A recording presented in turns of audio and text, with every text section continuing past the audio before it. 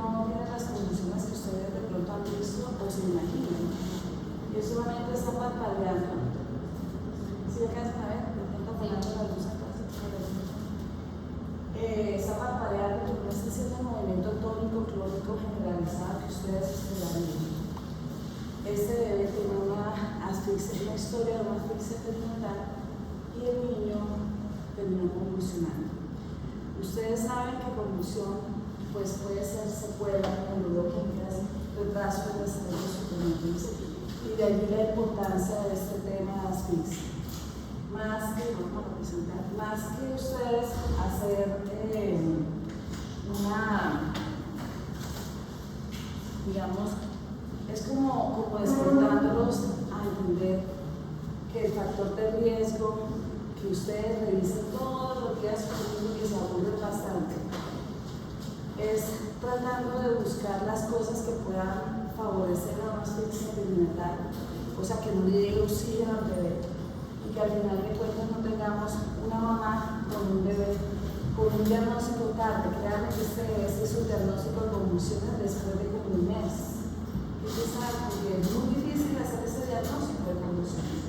Entonces, la idea de ustedes es revisar los otros dos videos que son convulsiones normales en el recién nacido y que ustedes puedan de pronto afinarse un poquito en ese diagnóstico, pero a mí no me interesa que se afinen en el diagnóstico de convulsión.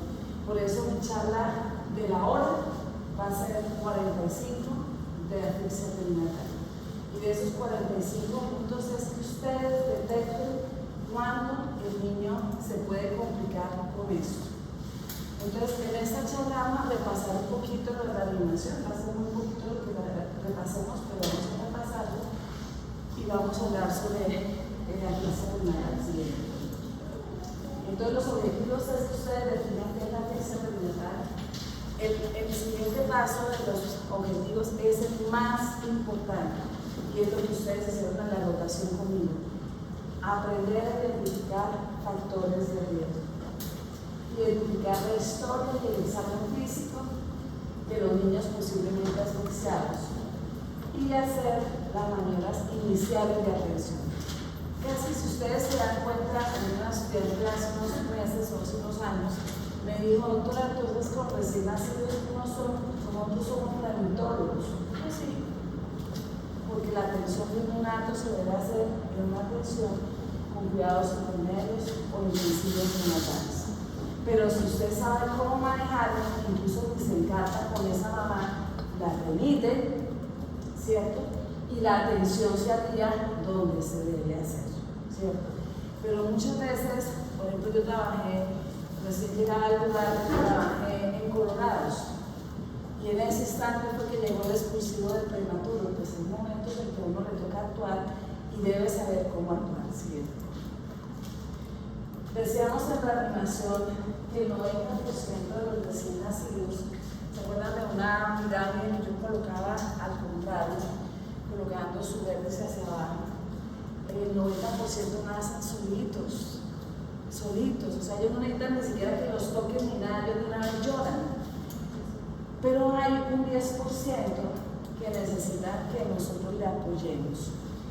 Y menos del 1% necesita una reanimación avanzada. O sea, realmente lo que necesitan de nosotros, y ustedes se dieron cuenta, la gran mayoría es soltar secado y estimulado. Y si acaso aspirado. Y de repente ventilación, presión positiva, pero que necesiten algo más de nosotros es muy raro. Yo llevo en el hospital casi 10 años y del tiempo que estaba ahí, de lunes a viernes, algunas veces fines de semana, en el día no he tenido que reanimar más de 5 minutos con avanzada. Entonces, eso es un indicio que es realidad lo que nos dice la literatura. ¿Sí? Entonces, la asfixia perinatal es que le llegue poco oxígeno al bebé, poco nutriente al bebé. Y las náuseas pueden ocurrir durante todo el embarazo. Náuseas que pueden aparecer allá cuando apenas es un avión. Y entonces, fíjense que si hay una náusea que aparece allá al principio, va a afectar el desarrollo. O sea, va a afectar que las células que estaban encargadas de irse al corazón se formen bien y las del cerebro se formen bien. O cosa que las náuseas son tremendas en ese momento. ¿Qué cosas ustedes creen que pueden afectar a un bebé en ese momento, apenas en el interior de una semana? De lo que ustedes han leído. ¿Qué cosas pueden afectar a ese bebé? Enfermedades, situaciones que hace la mamá o que tiene la mamá que ocasionan enfermedades en ese momento. O sea, en ese momento el tos, si ustedes se dan cuenta de una clase sobre tos y se dieron cuenta que la mayor parte de los bebés afectados en el primer trimestre mueren a otros en tos. Comienza esto. Preeclampsia. Entonces la preeclampsia desde el principio puede llevar poquito oxígeno al bebé. Claro. Casi siempre la preeclampsia ocurre semanalmente hacia adelante, ¿sí? Casi siempre. Entonces, digamos que no afecta al principio, pero si tuviéramos una tensión arterial alta, la mamá sí nos podría afectar. ¿Cuál otro creen ustedes? ¿Con qué? Medicamentos, con alcohol, con cigarrillo, drogas. Ustedes lo están diciendo. Cualquier cosa en este momento puede ocasionar que el bebé muera, así de sencillo. Entonces, por eso ustedes escuchan o han visto que uno dice en una fiesta, ¿se puede tomar un traguito? No. Porque si está empezando su desarrollo, se van a ver afectadas todas las células, ¿cierto? Pero si aparece tardecito, ¿quién fue la que le hizo médico ya? ¿Qué puede ocasionar tardecito que el niño sufra? ¿Te acuerdas? 28, 29. ¿Qué será lo que ayuda a que no le dé oxígeno y alimento al bebé?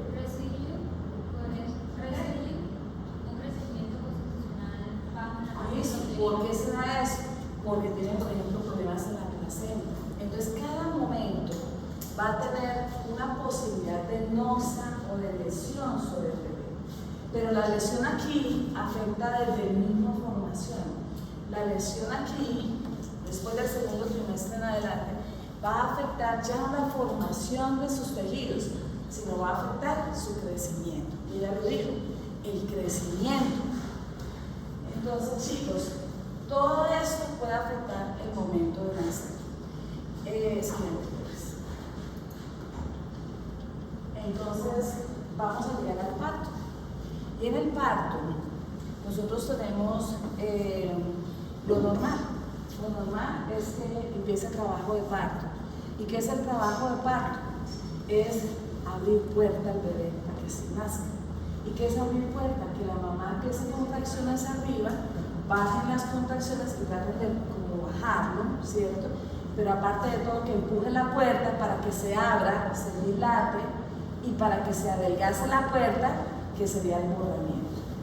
Ese es el trabajo de parto. Pero cuando hay contracciones, las contracciones, este es el vaso sanguíneo. Y si yo tengo una contracción, aprieta. Y entonces va a disminuir el oxígeno que le llega al bebé. Por eso es un estrés para el bebé. ¿Listo? Interrupciones de oxigenación transitorias. Pero es lo normal, es una preparación para decirle al niño, mano, va a llegar a un mundo terrible, ¿cierto? Pero él aguanta eso y la mamá, siempre y cuando trabaje bien, va a tolerar ese bebé, esas interrupciones. ¿Sí?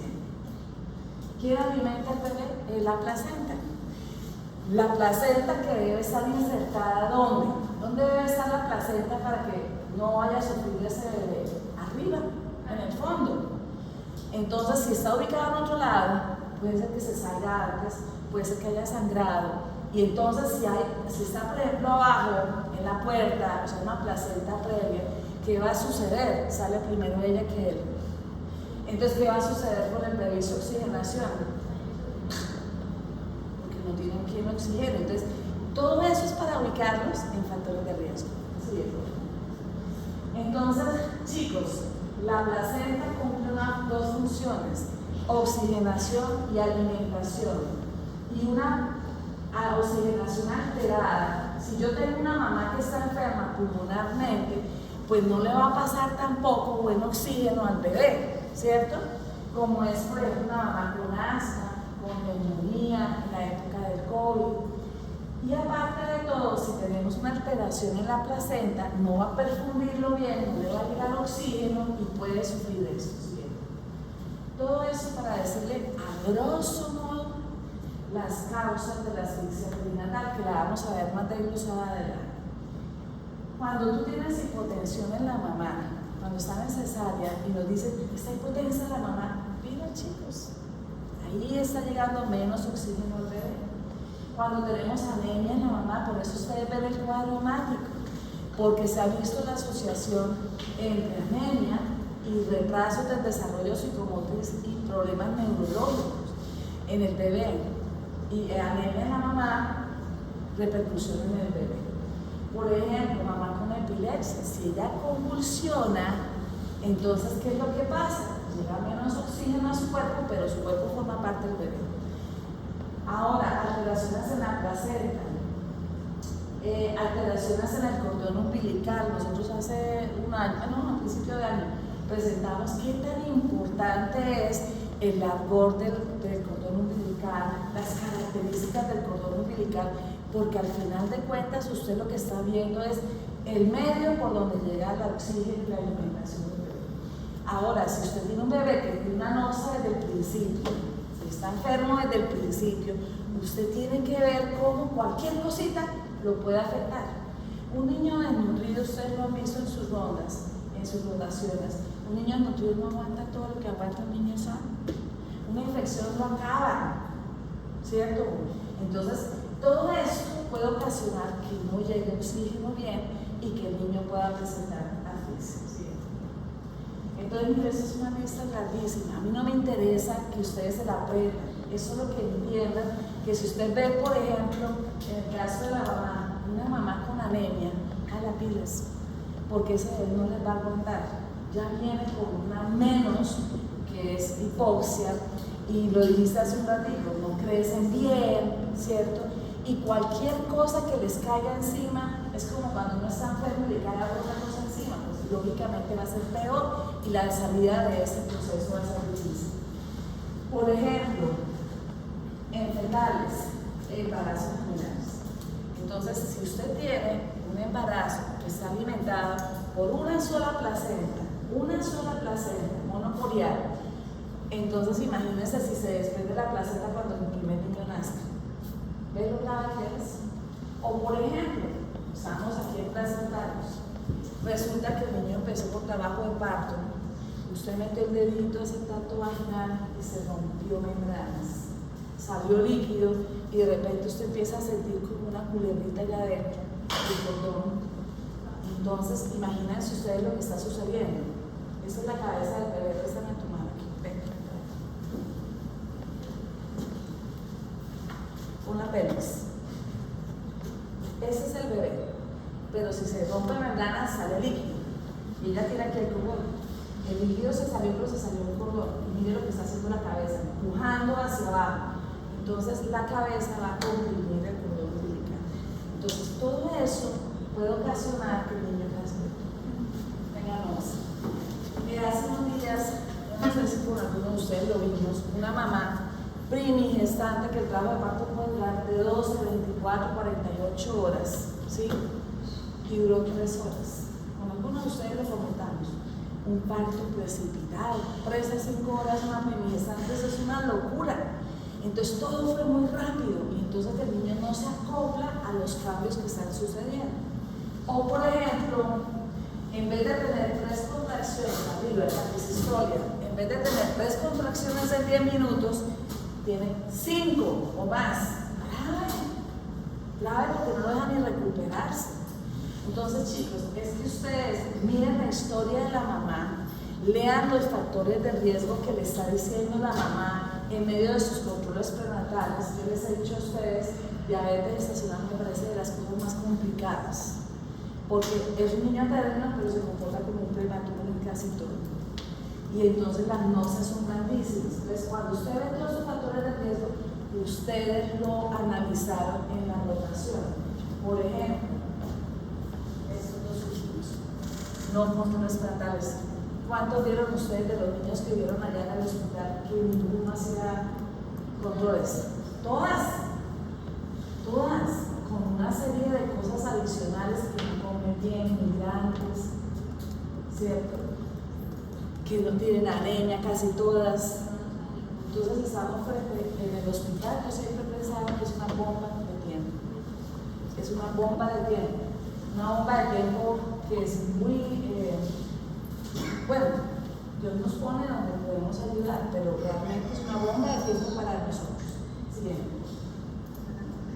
Le vamos a ver aquí, este útero se rompió. Y se rompió, la mamá va a sangrar como un loco. ¿Quién va a alimentarla al bebé? Porque va a ser una anemia severa. Esa es la placenta previa. La placenta debe ubicarse allá arriba. Mire dónde está. Entonces, ¿qué va a salir primero? Un sangrado en el macho. Y el bebé sangra también al lado de la mamá. Bien. Es lo normal, que la placenta se ubique aquí arriba, en el fondo. Pero mire lo que está pasando. Se desprendió. Una abducción de placenta. Se desprendió. Dolor intenso en la mamá. Empieza a sangrar como loquita, contracciones como loquita. Y el bebé, ¿quién está sufriendo ahí? El bebé. Sí. Este bebé se pegó un susto tenaz, se hizo popis, y está sufriendo porque tuvo policistolia, porque tuvo hipertonía, porque tuvo alguna náusea que hizo que se asustara. La motilina se produce asfixia perinatal con eso. Y una expresión de asfixia puede ser la presencia de inconsciente. Gemelar, ya lo dijimos, en ese caso es dos placentas, pero cuando hay uno es peor todavía. Un viejito, un bebé de ¿cuántas semanas? ¿Cuánto se llama? Postérmino. 42 semanas en adelante. Entonces un viejito no aguanta lo mismo que un sardinito. Entonces va a sufrir. Ese es el colapso del colon. Chicos, hay una oxigenación para el bebé. ¿Saben qué tienen que hacer si les pasa eso natural? A mí me pasó en el ruralito, cuando uno hace internado, rota por 3 meses en Málaga, y llegó y le decía al médico de turno, yo siento algo raro aquí, yo nunca había visto y no había salido de este tema. Y yo le dije, yo siento una culebrita. Cuando yo una culebrita, ese señor, el ginecólogo, me muestra y me dio una cara, ¿no? ¿Qué me tocó a mí? De ahí hasta que la llevaron a cirugía, metida la mano y rechazando la cabeza del bebé para que no se afectara ese cordoncito y pudiera seguir respirando ese bebé a través de su placenta. Entonces, chicos, todo esto, para decirles, todo esto puede favorecer a prolapso progresivo. Uso de fórceps. Entonces, miren que nos vamos ubicando primero en la mamá, en la placenta, en el cordón, y ahora en cosas grandes como un fórceps, porque ahí puede maltratar su cabecita. Ustedes se imaginan unos aparatos así grandes metidos en los genitales de la pobre mamá, tremendo. Eso se vuelve ganas, esos genitales toca suturarlo, pero aparte de todo, la lesión de bebé. Cuando utilizan los fórceps es porque no la pueden sacar. Entonces, si no lo pueden sacar, ¿cuánto tiempo lleva en expulsivo? ¿Sí me entienden? Entonces, lo grave es ese tiempo y esa náusea que estamos ocasionando al bebé. Entonces, conclusión. Hay baja oxigenación, hay un metabolismo anaerobio, hay baja energía, aumento de los iones y lactato, alteración del pH con acidosis metabólica, alteraciones de las bombas, y esta diapositiva en diferentes formas se lo voy a presentar. Fíjense. Entonces, ¿qué pasa? ¿Cómo podría uno saber si durante el embarazo está presentando esto? ¿Cierto? Entonces el ginecólogo, y ustedes lo van a hacer después, el médico general va a mirar primero historia clínica, que es lo que hemos hecho siempre. Va a tomarle algo que se llama perfil biofísico. Ese perfil biofísico son unas características que toma para ver cómo está el bebé. Y ustedes no han leído las historias. Miran la ecografía de la respiración, miran el líquido amniótico, miran si se mueve el bebé, miran el tono del bebé y le hacen un monitoreo. Con eso dice el perfil biofísico muy bueno, tranquilos, estamos tranquilos. O dice, está malo, este niño está enfermo. Monitorización de la frecuencia cardíaca fetal, claro. Ustedes saben que si la frecuencia cardíaca fetal empieza a descender, usted se alerta, ¿cierto? Y cuando dice IEPI, cuando dice reanimación, que hay bradicardia en efecto. ¿Cuándo usted tiene que empezar a hacer acciones? ¿Ok? Ya eso se ha llevado, menos de 100, no se les olvide. Menos de 100, usted tiene que estar pilas. Por eso en los monitoreos, en todo lo que ustedes hagan en la mamá, tienen que estar vigilantes de esa frecuencia cardíaca. ¿Qué significa? ¿Qué significa con estrés y sin estrés? Con estrés es la actividad uterina, que puede ser actividad uterina natural de la mamá, tiene contracciones y le toma un monitoreo de la mamá, ¿qué es eso? O sin estrés, o que le coloquen oxitocina. Y sin estrés, que no tiene actividad uterina. ¿Listo? Sí. Entonces, una monitorización de la frecuencia cardíaca fetal es importantísima durante el embarazo, en el momento del parto. Ese es el monitoreo. Entonces, si quieres ayúdame, ¿qué es esto? ¿Esto qué es? Explíquenos un poquitito. Pero hay que aprovechar que alguien sabe del gineco. ¿Qué le pusieron a esta mamá? Pero uno va a tener en cuenta la contracción y otro va a tener en cuenta la frecuencia cardíaca. Para poder hacer eso hay que ubicar el bebé. Entonces, cuando estén en ginecología, le van a enseñar a identificar dónde está la espalda, dónde está la parte, si el bebé está ubicado ya en la cabeza, eso siempre va a depender de las semanas. No todos los bebés le van a hacer monitoreo, depende de qué semana en adelante. Tú puedes, por ejemplo, la semana 28, se puede ir manejando dependiendo de cuál sea el caso de la madre. Y primero, si tú ubicas en la parte del bebé, ubicas la espalda, tú vas a colocar este lector que va a tener en cuenta la frecuencia cardíaca. Entonces, como había comentado la doctora, una frecuencia cardíaca menor de 100 es preocupante. Entonces, para nosotros, escuchar el sonido del latido es altísimo y uno lo identifica muy bien.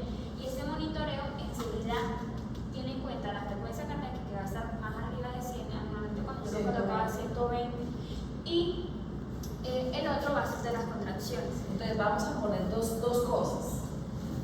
El primero va a ser el monitor de frecuencia cardíaca. ¿Dónde se coloca? Donde uno espera que tiene el corazoncito. Entonces ella dice, ubica la espaldita y se supone que más o menos en ese cuadrante vamos a encontrar la frecuencia cardíaca fetal. Eso es lo primero que tienen que hacer. Segundo, dijiste, aquí colocas otro que se llama el tocómetro, que es el que va a sentir la contracción uterina. ¿Listo? ¿Y qué más tiene aquí? Esto es de que hay que tener en cuenta de que la mamá tiene que sentir los movimientos del bebé. Cosas importantes que tenemos en cuenta cuando estamos en el servicio de ginecología. Que no tenga pérdida de líquidos, que el bebé se le mueva, eso también es muy importante. Y pues los antecedentes de complicaciones anteriores que ya tenía. Entonces vamos a evaluar,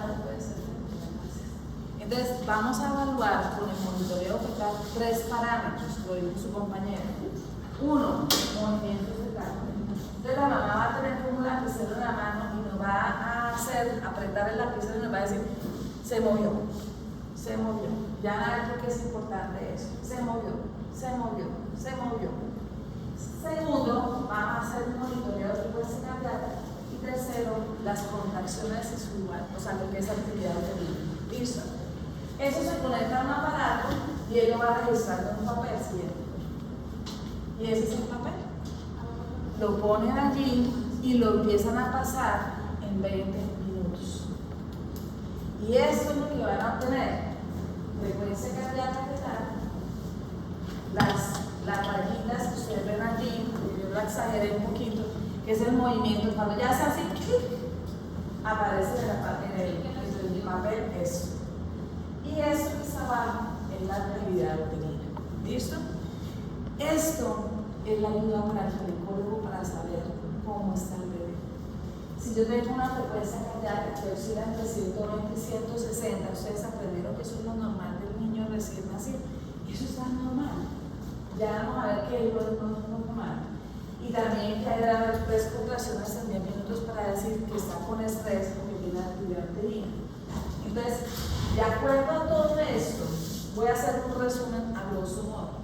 Si baja la frecuencia cardíaca, pilas. Si el bebé, por más que se mueva, no hay variabilidad de esa frecuencia cardíaca, también malo, porque si uno se mueve, tiene una frecuencia cardíaca diferente a que si uno se queda quietico, ¿cierto? Y esa variabilidad tiene que verse en esa línea. Si uno no se mueve, está enfermo. Y si uno tiene la actividad uterina, vamos a ver en las siguientes diapositivas, eso nos va a reflejar si hay mucha intensidad de hipertonía o si hay muchas policistoria, en vez de panicistoria, que significa más de 3 contracciones más de 5 contracciones en 10 minutos. ¿Sí? Doctora, para hacer ese monitoreo, ¿puedo hacer una ecografía antes o ya debo suponer dónde está la espalda? No, si le llega y está el trabajo de parto, se lo pueden colocar en ese momento sin ninguna, porque eso va aparte, ¿no? Pero si el niño está sentado. O sea, así como debo Entonces buscamos, mire que lo primero que dijo su compañera fue, primero ubicamos cómo viene el bebé. pero ¿cómo lo ubicamos? Con maniobras de López, se llaman así. Entonces uno va palpando un lado de la barriguita de la mamá, luego el otro. Si yo estoy tocando, este es el bebé, y yo toco acá, ¿qué voy a tocar? Pues como algo liso, que no va a tener como pérdida, pero si yo toco aquí adelante, pues no voy a tocar eso liso continuo, sino discontinuo aquí en esta partecita. Entonces maniobra, uno toca la cabecita a ver si está en el tejado, o le toca la parte del fondo y dice, uy, está irregular, no está duro, no se siente cabeza ahí, eso lo van a aprender más adelante. ¿Qué me interesa a mí? Que ustedes sepan que varía. Mire, ese es el monitoreo. Si se da cuenta, ahí se ve movimiento fetal, miren cómo varía la frecuencia cardíaca y esa es la actividad uterina. Vamos a ver adelante. ¿Sí?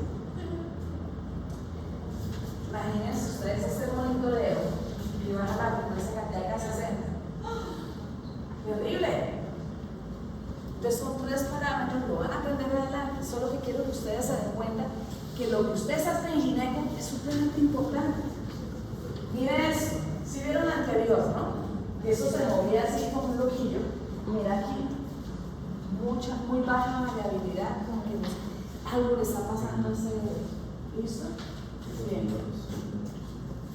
Y usted va mirando aquí, si se da cuenta, el papel está marcado con 60, 80, 100, 120, 160, que es la frecuencia cardíaca y la oscilación entre ellas. Bueno, una cosa que ustedes tienen que ver, les pregunto, ¿sí o no? Levanten la mano en sí. Ahorita les digo la pregunta. ¿El ACA define reanimación? Sí, levanten la mano. Les pongo cero. ¿Por qué? Porque yo les dije a ustedes, el primer minuto es el momento que usted decide cuándo reanimar. ¿Y a qué momento se hace la ACA? Cuando ya pasó un minuto. Entonces, el ACA no define si inicio o no inicio la reanimación en un neonato. Ese primer minuto es decisorio para hacerse cada estimulado, aspirado y se toca a los 30 segundos de empezar la ventilación, pero eso hoy día ustedes lo empiezan. Pero el ACA no define eso, pero sí define el pronóstico del bebé. Entonces, el ACA les va a servir a ustedes en la asfixia perinatal porque va a decir qué tanto pudo afectar neurológicamente a un bebé. Ya ustedes conocen el ACA, ¿no lo repito? Sí, ¿no? Le vamos a escuchar este caso en vivo, sí. Julia, mami de 18 años, primer embarazo, controles prenatales 8, 36 semanas, asiste a urgencias por ruptura membrana de 10 horas, no siente mover el bebé y 3 contracciones en 10 minutos. Al examen físico, frecuencia cardíaca de 110, placenta previa sangrante, monitoreo fetal, lo están viendo, y se lleva a cesárea de urgencias. Cada uno me va a decir una cosa que le llamó la atención para lo que yo acabo de decir, le llama la atención de factor de riesgo. Ayer dice factor de riesgo grandísimo. No siente mover al bebé, que era lo que tú decías, es un signo de alarma. que tiene 8 controles prenatales. O sea que hizo control prenatal. Le faltan, ¿cierto? Para el momento, una primicia antes de tener 10. La prematura. Prematuro.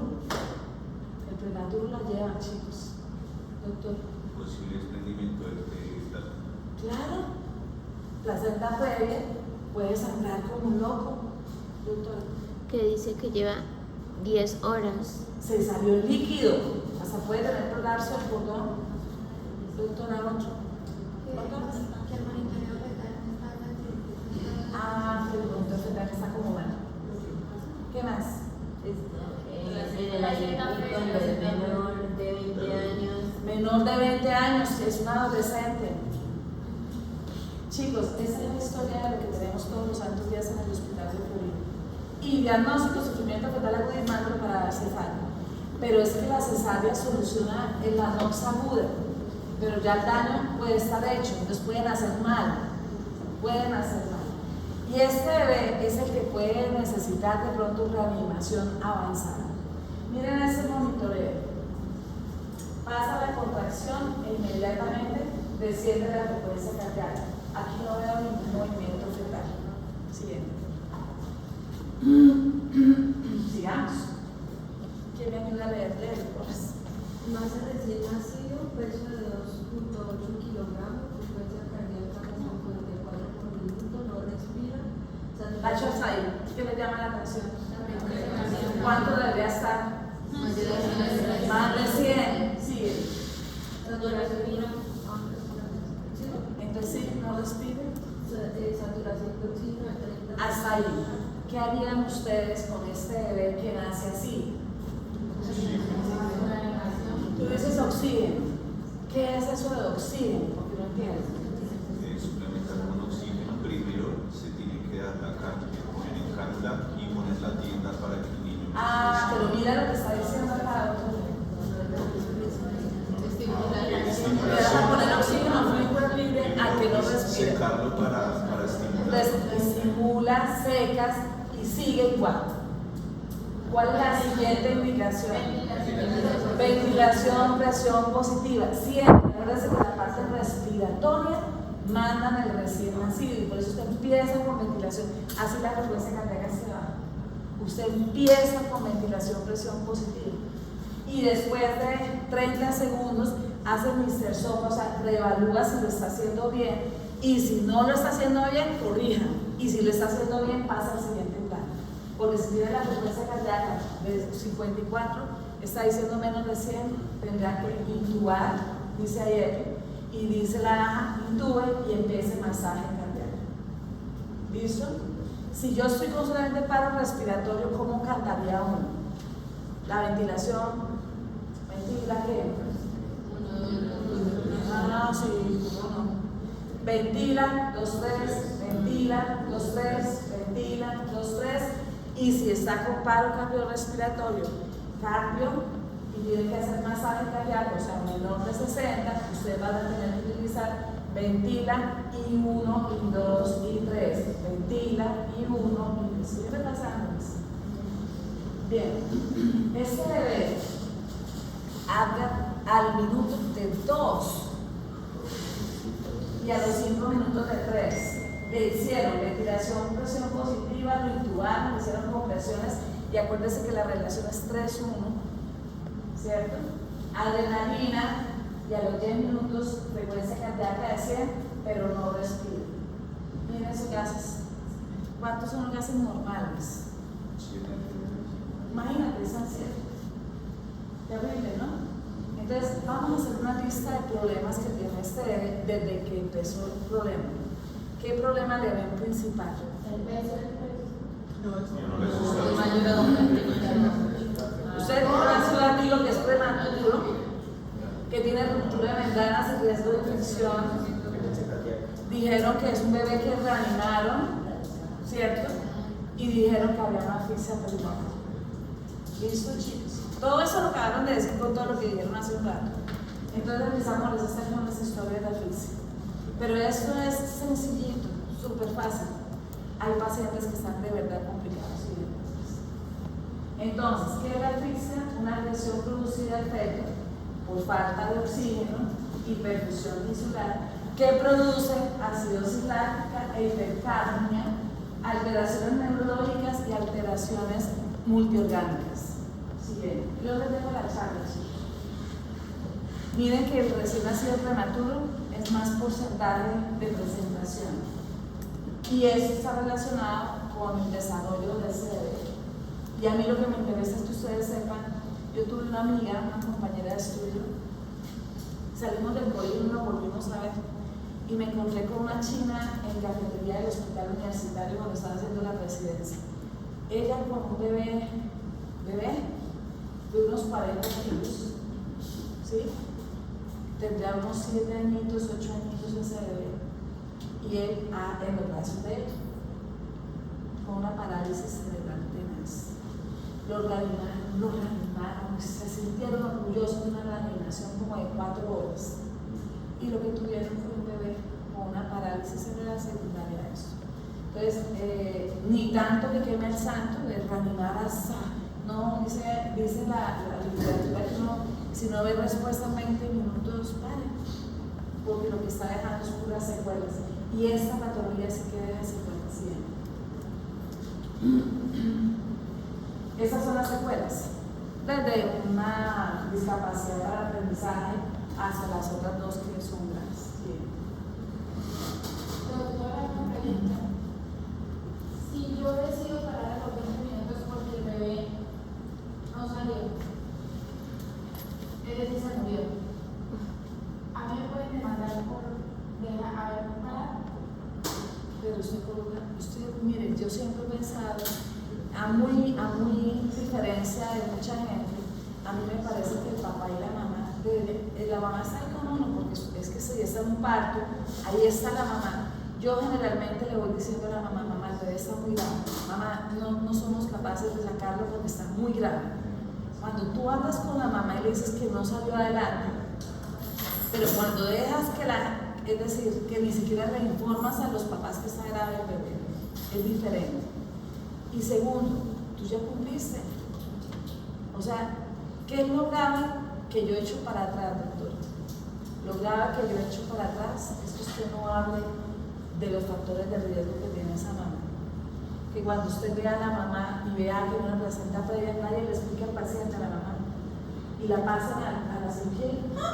¿Por qué la pasaron? Y ustedes saben qué pasa eso. Entonces, muy tenaz porque uno espera 9 meses para que tenga buen producto. Y de repente le dicen que se murió, pues tenaz. Por eso yo siempre he pensado que la comunicación con el paciente, eso lo salva a uno. Eso lo salva a uno. Entonces, si usted le explica a la mamá que tiene una placenta previa, que está muy grave el bebé, ella está preparada para lo peor. Y la gente sabe que uno se puede morir de parto. Pero si usted habla con las personas, yo le aseguro que no hay problema. Pero le explico, 20 minutos es lo que dice la literatura. Usted no está saliéndose de allí siempre y cuando lo haga bien. ¿Vale? Por eso yo les insisto y les hablo nuevamente y les repito, y hacemos lo del congreso de la universidad, lo de reanimación neonatal, porque es que para mí reanimar a un bebé cuando yo fui médico general rural fue tenaz, porque no tenía ni siquiera sabía nada. A mí nadie me dictó un curso de reanimación, yo me sabía lo de niños grandes porque hice un curso, pero yo no quiero que ustedes vivan esa experiencia tan tremenda. Entonces por eso lo ven conmigo y lo repito y les digo, por eso, porque no quiero que vivan esa situación de no saber qué hacer. Asfixia, alteración del intercambio de gases o flujo sanguíneo inadecuado que conduce hipoxemia a hipercapnia, hipoxemia que no llega oxígeno a los tejidos, hipoxia que no llega a los tejidos, isquemia que como se hubo una interrupción de esa oxigenación que ocasionó esa disrupción en el tejido. Entonces, si ustedes se dan cuenta abajo, yo les pregunto, cuando uno tiene una anoxia y hay poca oxigenación, ¿qué órganos protegen? ¿Qué órganos se protegen y qué órganos se desprovistan de oxígeno por tal de proteger esos tres? ¿Cuáles son? El riñón y el corazón. Bueno, quitemos al riñón y queremos suprarrenales. ¿Por qué creen que suprarrenales? Por la liberación de Las canículas. Claro, es que eso se necesita, liberar catecolaminas para proteger. Entonces, chicos, el resto de órganos se ven afectados. Ahora, si yo tengo afectado el sistema nervioso central, miren, eso quiere decir que ya de para atrás todo está afectado. ¿Sí? Eso es lo que dice hoy, 4 de la mañana. Up to date. Signos o marcadores de evento hipóxico isquémico, puntuación de ATA menor de 5 a los 5 minutos y a los 10. Acidemia, entendido como pH de 7 o exceso de base de -2. Que haya una imagen sugestiva de lesión por hipoxia y que haya afección multisistémica. Eso es asfixia perinatal. Siguiente. Eso le va a quedar a ustedes. Ahora, ¿cuáles son los eventos o factores de riesgo que te dicen, oiga, pilas? Esto es lo más grave para pensar en asfixia. Útero roto, ya lo vimos. Desprendimiento de placenta severa, ya lo vimos. Colapso del cordón. Embolia líquido en el grupo de hipotensión en la mamá. Colapso en la mamá. Vasa previa significa placenta previa. Hemorragia severa. Entonces, esos son los factores más graves que pueda suceder para que el niño tenga hipoxia. ¿Listo? ¿Qué patrones vas a tener en esa monitoreo? Mira, aquí está taquicardia, desaceleraciones y variabilidad. ¿Ya saben qué es eso?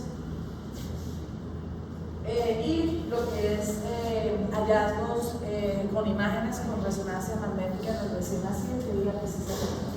O sea, cambios basales, ¿sí? ¿Qué vamos a obtener? Es una parálisis. ¿Sí? Ya lo que yo estoy hablando es como el resumen, como el repetir un poquito. Eso ya lo dijimos, siguiente. Si se dan cuenta, la causa total de asfixia perinatal ocurre antecitos del parto, en el parto y después del parto. O sea, es en ese periodo. El resto va a ocurrir al principio del embarazo, son muy pocos, ¿cierto? ¿Qué se resume? Esa es la fisiopatología que ya lo dijimos. Hipoxemia, hipercamia e isquemia fisural, ¿cierto? Y yo no voy a leerles esto de fisiopatología, pero si tú tienes una respiración anaerobia, vas a tener siguiente y siguiente. Ese es el resumen. Una asfixia, hipoxia, acidosis, depresión de la perfusión mitocondrial, falla de bombas, despolarización de membranas, va a migrar sodio, calcio intracelular, va a haber apoptosis, edema y muerte celular. Y eso en todos lados, pero en especial en el sistema nervioso central. Siguiente. Ya se lo dijimos, siguiente. Ya lo dijimos. Entonces, chicos, cuando usted vea a un niño que está afectado neurológicamente, créanme que tiene el resto afectado. Sí, porque si queríamos proteger el cerebro y está dañado, pues tiene que haber afección. Y esas son las posibles complicaciones que se puedan presentar, que son las mismas que usted ha visto en adultos. Si a uno no le llega oxígeno en el corazón, pues ¿qué va a pasar? No sé. Si uno tiene problemas en el riñón de oxigenación, pues ¿qué va a tener? Una necrosis tubular. Entonces, todo esto, si tú tienes un factor de riesgo y ocurre algo en el bebé con las características que dijimos hace un ratito, vamos a tener una manifestaciones a nivel multisistémico. Siguiente. Entonces, voy a hacerles un recorderis por sistemas. Puede haber una hemorragia cerebral, puede haber, ahorita lo van a ver cuando hablemos del sarna. Siguiente. Ese es el sarna. En recién nacidos, si se han dado cuenta, Silberman, dificultad respiratoria, ¿cierto? Acá, adaptación neonatal. Aquí es un montón de tablas y tablas y tablas, y agreguémosle otro, el sarna, que lo que te está hablando, si ustedes se dan cuenta, clasifica la parte neurológica y al final de cuentas te dice mortalidad. Ese es el sarna, clasificación de una asfixia perinatal con encefalopatía celular. ¿Qué quiero yo que ustedes estén pendientes? El estado mental del bebé, la necesidad de ventilación y luego problemas en la alimentación y en el tono y convulsiones son los que nos van a definir si ese bebé va a estar malito y va a estar comprometido neurológicamente. Miren chicos, las convulsiones tempranas son gravísimas. ¿Y por qué? Porque nos está diciendo la clasificación del SACNA, que está muy grave. Pero lo que más quiero que miren es que si se presentan secuelas y mortalidad. Miren eso. Entonces, ¿qué cosas tiene en cuenta el SACNA? Dime una de las que lees ahí. El estado mental. Entonces, el estado que está en el estado mental. 2. Necesidad de ventilación. Entonces tú utilizaste la animación Vives. El chino está llevado. 3. ¿Qué? Tono. Por eso usted lo coloca siempre en su examen físico neurológico, doctora. Convulsiones. Convulsiones. Y 5. Alimentación, problemas en la alimentación. Entonces, chicos, eso lo tienen que anotar ustedes. Mortalidad más del 75% y mortalidad más del, secuelas del 90%. O sea, entre más comprometido esté el bebé hipóxico, más va a tener secuelas. ¿Sí? A nivel respiratorio, pues claro, nosotros vamos a tener hipoxemia, vamos a tener persistencia, todos han leído sobre hipertensión pulmonar, y eso va a persistir porque el mejor vasodilatador es el oxígeno, pero si no lo tiene, va a tener hipertensión con todo lo que tiene cardiovascular. Siguiente.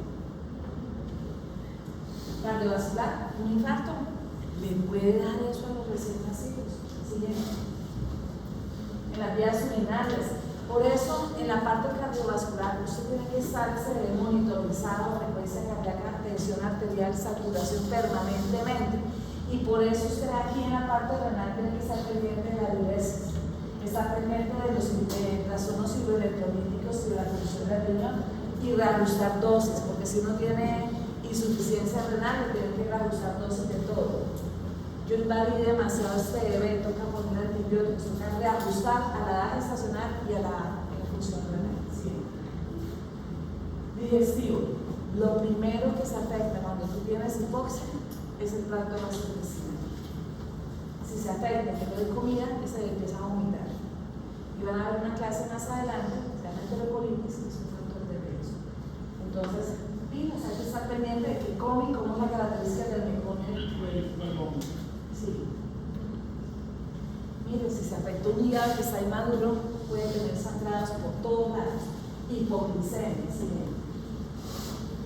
Entonces, niños, factores de riesgo, puntuación de alta, necesidad de reanimación y determinar los laboratorios pertinentes que dijimos que son gases arteriales del control umbilical. Entonces el tratamiento, ya vamos a terminar esa parte sí. El tratamiento es cuidar de la mamá de que tenga esa hipoxia. Entonces si yo veo que tiene su control de riesgo, póngalo en medio lado, póngalo oxigenito, que es lo que hicieron de pronto en su compañero. ¿Sí? Si vemos que está con la actividad uterina y está sufriendo el bebé, pues párele la actividad uterina, porque si no va a seguir sufriendo el bebé. Y si está hipotensa, maneja la hipotensión. Si está hipertensa, maneja la hipertensión. ¿Sí? Entonces, en el bebé, ¿qué es lo que tienen que hacer ustedes?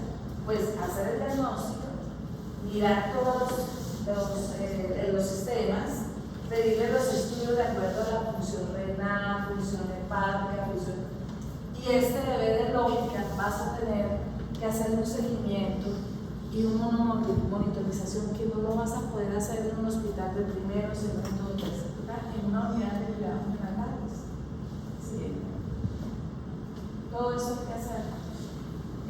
Algo que de pronto podría funcionar es, en vez de resonancia, que no en todos lados tiene una ecografía prefontanelar fácil de hacer, económica, y nos podría ayudar. Y esa valoración de oftalmología, porque es que ser hipoxia, el ojo es una proyección del sistema nervioso central, entonces es una valoración. Fíjense que cuando hemos hablado con ustedes de tamizajes, hemos dicho, primero vemos historia, factores de riesgo, y luego pensamos y hacemos el examen físico, y luego pensamos si necesita de con hipoxia, así esté todo bien, tú dices que necesita floración por oftalmología. ¿Listo? Lo mismo que los tamizajes auditivos, siempre. Todo eso hay que estar pendiente del bebé. Yo les traigo para que ustedes hagan los ojitos de que cada órgano puede verse afectado y tienen que tomarle en cada uno de los órganos los laboratorios para saber si tiene disfunción. ¿Listo? En el tratamiento, mire, todo lo que está aquí anotado, no le paren horas a eso. No le paren horas a eso. Porque muchos ya se aclararon que no sirven y otros están en el estudio. Lo único que está funcionando es la hipotermia terapéutica. ¿Qué es eso? Bajarle la temperatura al bebé para disminuir el metabolismo de ese bebé y que no consuma tanto oxígeno. ¿Sí? Esa es la resonancia magnética silente. Siguiente. Ya eso lo hemos dicho. Siguiente. Entonces la hipotermia. Lo único, ustedes miran Up to Date hoy y les aseguro que lo único que sirve es la hipotermia. Y eso para determinados bebés. Siguiente. Eso lo dice Cochrane, dice, no le pongan anticonvulsivante al que va a convulsionar. Eso no sirve para nada. Solo al que tiene convulsiones, que lo vamos a ver ahorita. Siguiente. Alopurinol, no hay estudios suficientes. Siguiente. Naloxona, no sirve. Siguiente. Esto es como lo que está ahorita en estudio, el uso de hipotermia con eritropoyetina para mejorar la oxigenación del bebé. Siguiente. Estos son ayudantes de la hipotermia. Vamos a ver qué es eso de la hipotermia. Siguiente. Lo dice Cochrane, que pues, esa es la única beneficiosa para la asfixia perinatal. Siguiente. Esto lo dice la Academia Americana de Terapia de la Hipotermia. ¿Sí? Esto lo dice ICOR también, que la hipotermia es lo único que sirve. Siguiente. El NICE dice lo mismo, no hay nada más. Siguiente. Y entonces, ¿qué es la hipotermia? Es poner a disminuir la temperatura del bebé de una manera controlada, ya sea solamente su cabecita o todo su cuerpo, vigilantes de las complicaciones. ¿Para qué? Para disminuir esa temperatura y mejorar unos parámetros, esa mejoría en varios parámetros. Cada grado de reducción hace que disminuya el metabolismo cerebral, reduce la depresión del ATP, reduce la producción de aminoácidos excitatorios, reduce el óxido nítrico y las radicales libres, suprime inflamación. Todo esto quiere decir que esa hipotermia lo que va a hacer es como dejando descansar el cuerpo de tanta necesidad. Siguiente. Entonces, esas son las indicaciones de la hipotermia. No todos los bebés se les va a poner en hipotermia. Entonces, peso mayor de 1.800 gramos o 34 semanas, que tenga la acidosis, que ya dijimos, que tenga ARDA de 10 minutos menor de 5 y que se haya hecho una reanimación. Voy a decirles qué significa eso. Que nazca en un sitio adecuado para que en menos de 6 horas lo pongan en hipotermia y sitio adecuado donde manejen bien eso. Nosotros lo que podemos hacer es o remitir una mamá con factores de riesgo, en este caso para asfixia perinatal, o recibirlo, atenderlo bien y váyase. ¿Listo? Porque si usted no ofrece eso sí sería un milagro. Que yo sabiendo que puedo ofrecerle algo más a un bebé y no lo hago. ¿Listo? Siguiente. Esa es la hipotermia. ¿Ustedes han puesto alguna vez en los ojitos, en alguna parte de estas compresitas que son como frías? Eso es lo que hacen. O en la cabeza. Siguiente. Mira, ahí está. O sea, como unas banditas que hacen que baje la temperatura progresivamente. Eso no va a durar más de 72 horas en esta hipotermia y luego poquito a poco se va subiendo la temperatura otra vez. Siguiente. De lógica, la hipotermia puede producir muchas cosas. Entonces hay que estar pendiente de ese bebé, signos vitales, zona neurológica, las complicaciones, no puede comer pediga, toca ponerle por sonda la alimentación o nutrición para esperar siguiente. Bueno, entonces chicos, si ustedes se dan cuenta, yo no le dediqué tiempo a lo que es tratamiento, porque eso, digámoslo así, nos vamos a volver enreditóricos si tenemos esta patología. Lo que yo necesito es que ustedes descubran cuál es la mamá de riesgo para que no se quede con ella y le ofrezca mejores cosas a ese bebé. Pero si nace porque tiene un cordón allí y nació allí y nació re mal, un colapso del cordón, pues usted sepa qué debe hacer. Lo único que debe hacer el tratamiento de esta asfixia es reanimar al bebé, canalizar al bebé, ponerle oxígeno o irse con el bebé con un tubo y darle ventilación y presión positiva y trasladarlo a un sitio donde le ofrezcan algo más. ¿Listo? Ese bebé puede salir después. Yo siempre les digo razones para hospitalizar, siempre les digo cuándo se puede dar regreso a ese bebé.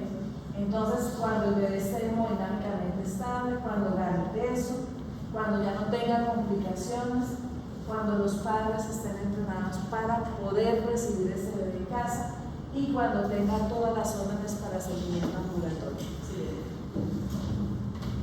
Siguiente. Eso es lo que puede presentar un niño con asfixia perinatal. Siguiente. El pronóstico lo van a dar muchas cosas. Si ustedes se dieron cuenta, el SARA dijo, si convulsiona tempranamente, mal pronóstico. Si persisten las convulsiones, mal pronóstico. Si tiene secuelas neurológicas, mal pronóstico. Y estos son los que dan malos pronósticos. O si le toman una resonancia y salió enferma. ¿Sí? Siguiente.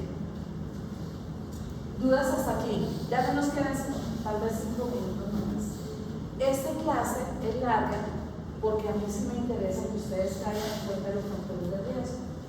Lo de convulsiones, yo diría que me interesa que ustedes sepan como las características y el tratamiento. Eso es todo lo que a mí me interesa que ustedes sepan. Pero es que la causa de convulsiones en un alto porcentaje, casi el 50%, es la asfixia perinatal. ¿Listo? ¿Con qué manejan ustedes, chicos,